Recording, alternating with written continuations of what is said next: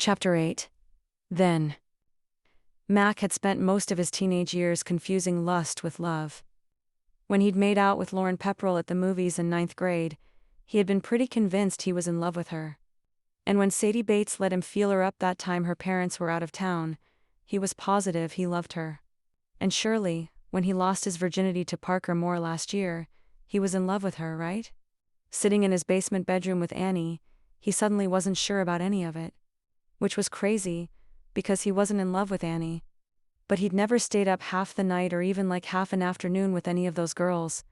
He'd liked them and they'd come to his games, and he'd taken them on a date or two, but nothing like this had ever happened before.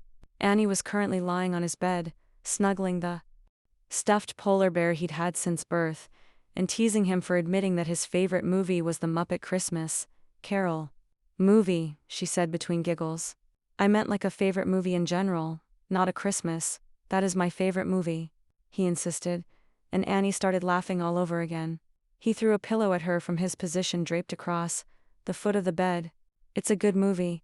It's singing puppets, she added the pillow to the stack behind her head. It was after 1 a.m., and he should really take her home, but he was having too much fun. The world's most beloved singing puppets. She shrugged a little like she'd give him that much. Fair. Thank you. He stretched his arms behind his head and stared up at the old drop ceiling above them. He'd moved into the basement a few years ago for more privacy, and as much as his mom tried to make it homey down here, it was still a basement. At least twice a year, the whole damn thing flooded. He really needed to move out. Okay, my turn, he said. My favorite movie is Pride and Prejudice, the Colin Firth version, obviously. Although, technically it was a TV series, but I'm going to count it. I don't know what any of that means. And that wasn't my question. Annie huffed and he could hear her snuggling down into his pillows. Okay, go ahead with your question. So you and Logan never hooked up? He wasn't sure why he wanted to know, but he didn't really think he could be that close a friend with someone of the opposite gender. Assuming you were both straight and not hook up eventually. Annie returned the pillow from earlier and it landed on his face. Ooh. It's not that crazy of a question. He slipped the pillow behind his head. He is a brother to me in every way except blood. So no, I didn't hook up with him, nor would I, even if we were the last two people on the planet. Wow, harsh. Poor Logan.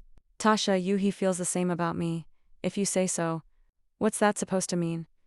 Team just saying if it was me and I had a hot girl hanging around me all the time, but she only wanted to be friends, that would be tough. Annie sat up so she was looking down at him. You think I'm hot? Oops. Had he let that slip out? I mean, yeah. He tried to say it casually like he often had girls over, confessed his most embarrassing secrets, showed them his childhood stuffed animals and then told them they were hot. Just a normal evening for all Mac. Annie's brow furrowed in a way that said she was skeptical, and Mac wanted to elaborate on exactly why she was hot, starting with that plush bottom lip and ending with the perfect curve of her ass, but he didn't want to ruin the night. She flopped back onto the pillows. Okay, moving on. Biggest fear? Wow, you're going to go from favorite movie to biggest fear? Yep, biggest fear, go. He could have said bats, because that was true. They were essentially flying mice with fangs, which was objectively terrifying. But he had a feeling that wasn't what Annie was going for. Getting stuck here, he said, directing his words to the ceiling. It was easier to confess that way, without Annie's eyes on him. Define here. Mac blew out a long sigh. Damn, this girl was intense. Maybe he should have just complimented her ass and called it a night. Here in town, here in my mom's basement, here doing nothing with my life. What do you want to do with your life? Hold on, it's my turn and I want you to answer the same question. Biggest fear? Annie didn't skip a beat. Failure? Failure? Yep. And don't try and tell me all that inspirational bullshit about needing to fail before you succeed. Nah, failing sucks. Getting stuck here would be failing, right? And never getting my business off the ground would be failing. And I would hate that. Max sat up so he could look at her. She looked cute, all sleepy with wispy blonde hair escaping her ponytail. Okay, so don't fail. She scoffed. Piece of cake. No pun intended. I just won't fail. Thank you for that wonderful advice. No, I mean, it's only failure if you stop, right? If you keep going, even after a setback, then you'll eventually get there. Annie considered him for a minute. Yeah, I guess so. Great, it's settled. You'll be running a baking empire in no time. He crashed into the pillows next to her, so they were side by side. She rolled over to face him. So, what do you want to do with your life? She asked. Fate that question. It's okay to say you don't know yet, is it? Everyone else seemed to have at least a vague notion, and all Mac had was a half-assed plan to drive around the country until he figured it out. Of course it is. We're only 19, says the woman with a master business plan. She giggled and he liked it. Probably too much. This whole night was messing with his head. But he liked this girl. It was the only feeling he'd had in a long time that he was sure about.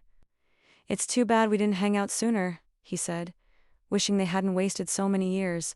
What did you really think of me in high school? She asked. That you were a stuck-up overachiever with super shiny hair and a great ass. Her eyes widened in surprise. I don't know if I should be mad or flattered, Mac laughed. Same question.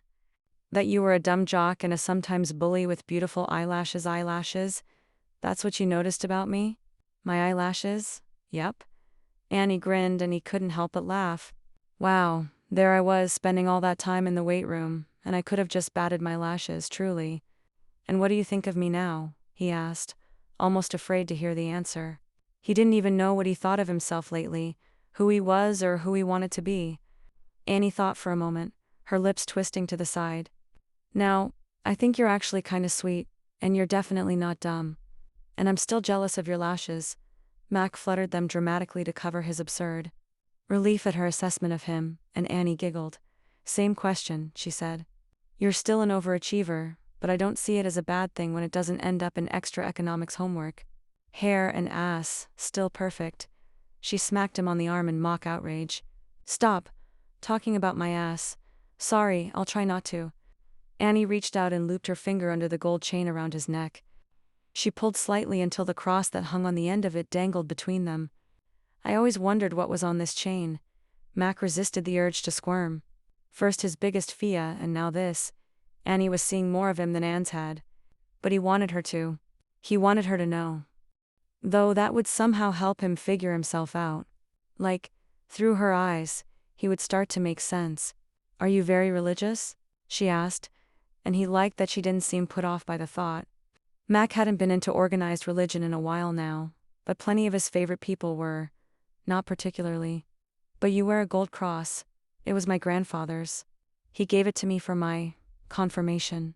So, you're a little bit religious, she said with a small smile. When it suits me.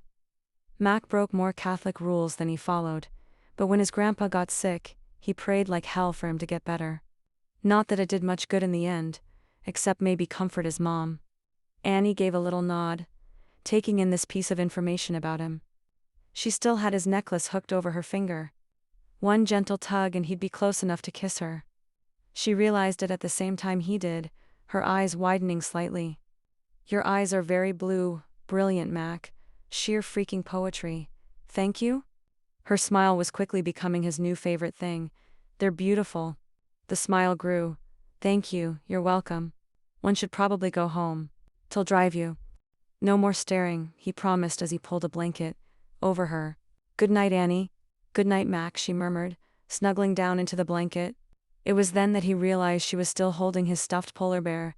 Of course she was. He pulled his own blanket over himself and turned away from Annie to avoid any more embarrassing staring incidents. And that was how Mac had his first sleepover with a girl, and he honestly didn't know if it was love or lust taking root, but it was definitely one of the two. Or maybe both.